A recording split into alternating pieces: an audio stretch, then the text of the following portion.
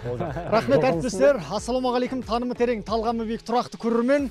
Күні кеше Түркістанда тұрып, бұйырса ертең Шымкентте тікелей эфирде тілдесерміз деп уәде бермедік. Міне, араға бір күн салып Ақбазатпен Ақшақарға келіп жатырмыз, аттың басын арнайы тіреп.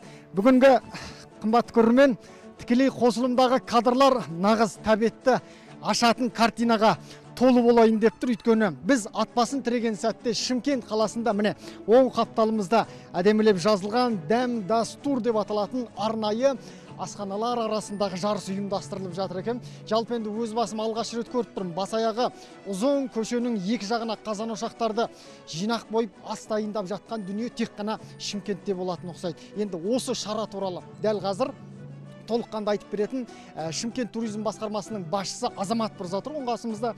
Азеке, ассалаумағалейкум.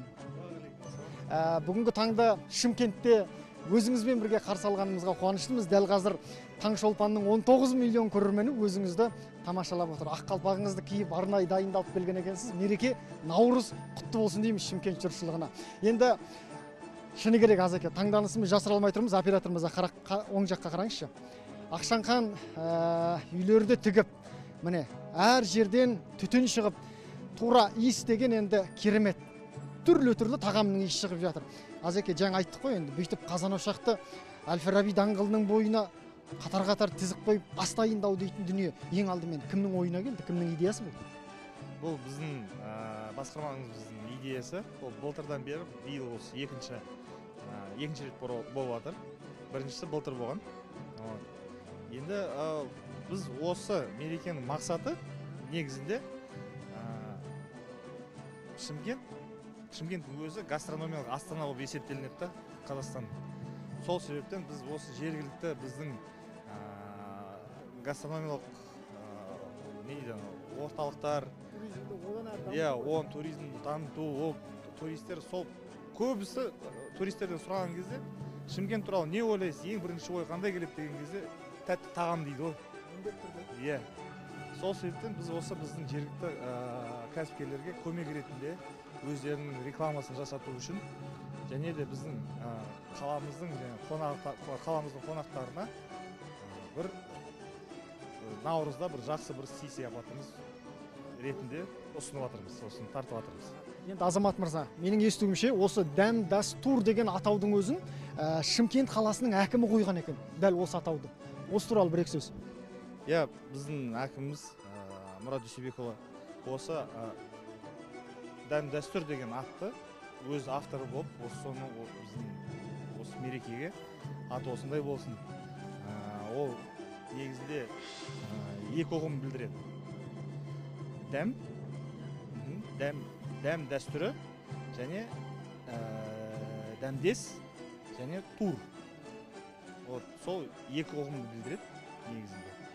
Сол біздің әкіміміздің күшті идеясы болды. Қойып берген. Жақсы, енді біз міне арт жақта жігіттер шашлық пісіріп жатыр. Ана жерде үлкен бір тайқазанға қасына барып та көруге болады. Оператор мырза, мүмкіндік болса, плов пісіріп жатыр. Енді бізде шығыста пісіріп деп айтады. Бір жақта пісіріп деп айтады. Енді әр жақта әртүрлі ғой. Жалпы кімдер қатысып жатыр бүгінгі шараға? Бүгінгі шараға палау орталықтары қатысып жатыр, кәуап орталықтары, кафе, ресторан және де шайханалар қатысып жатыр.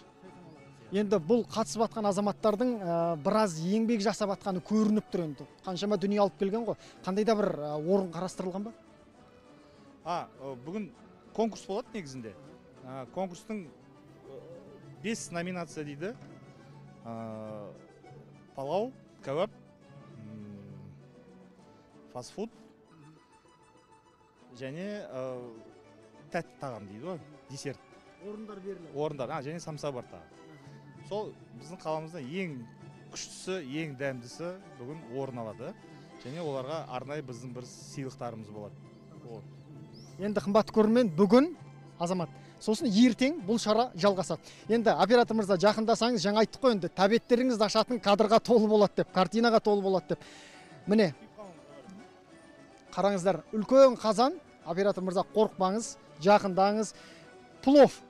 Енді бәріне қызық бір сұрақ. Мына қазан толы дәмді асты қала жұртшылығына таратыла ма, беріле ме, әлде сатыла ма деген сұрақ. осы жердегі бүкіл тағамдар сатылады. Бірақ ол қымбат емес, өздерінің осы кафелерінде бағасы содан астырмай сөйтіп сатады. Тамаша, енді қымбатты көрермен, бұл жиын бұйырса шара сағат 10-да басталады. Азеке, сағат 10-да басталады және ертеңде жалғасады.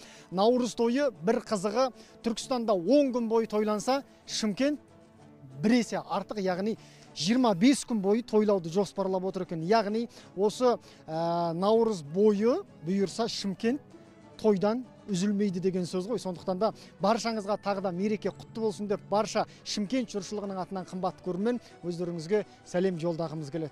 Әріптестер, мереке құтты болсын. Сөз өздеріңізде.